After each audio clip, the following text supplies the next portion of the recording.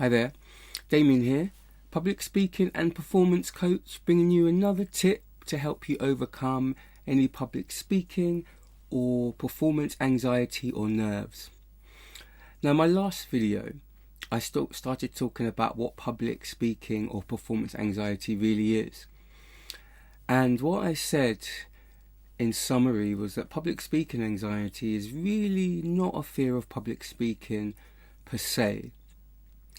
It is, in fact, a fear of being judged.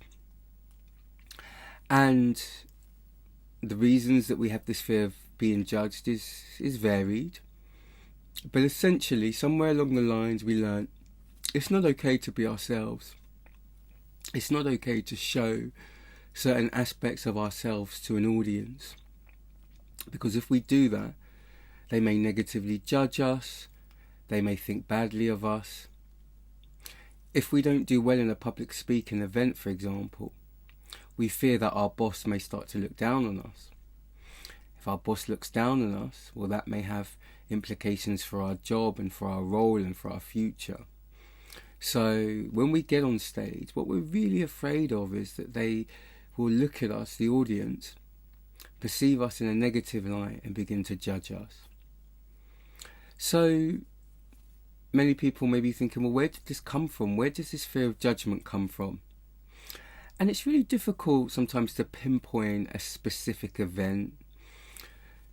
Some of us may have had a negative traumatic experience, and we can say, I remember when I was 12 years old and I had to do a school play and it went wrong. But normally that's not really what happens.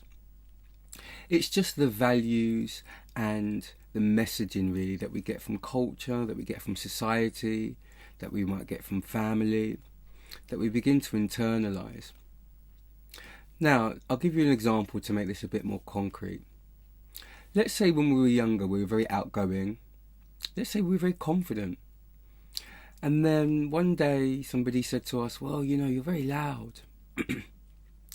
You realise you come across as very loud, and maybe it doesn't really affect us at first, and then after a while we start to sort of look around and think, well, am I loud?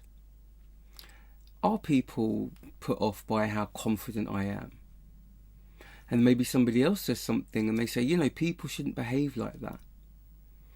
People shouldn't express themselves like so openly the way you do. And then again, maybe we internalise these messages and think, oh, is it actually okay for me to be myself? Maybe it's our family members, parents, and they were like, you don't have to be so expressive, you don't have to be so loud, you don't have to be so in everyone's face. And you're thinking, I'm just being myself. But again, these messages that we bring, that we internalise, they start to develop into this idea that actually being me is not okay. And once that begins to take hold, we begin to subconsciously try and hide parts of ourselves away. Once we start to try and hide parts of ourselves away, this turns into a fear when we realise that we can't hide completely. And the last thing that we want to do is be on the stage speaking. So maybe in your own life, if you do suffer from public speaking fear, think about some of the things, the messages that you heard from people about your behaviour. Were you too loud? Were you too forward? Did they call you a know-it-all? Did they say you spoke up too much? Or were you very intelligent and they said, oh, you always have to sort of say the right answer? What is it? There's something about the messaging that we heard. It wasn't okay to be ourselves.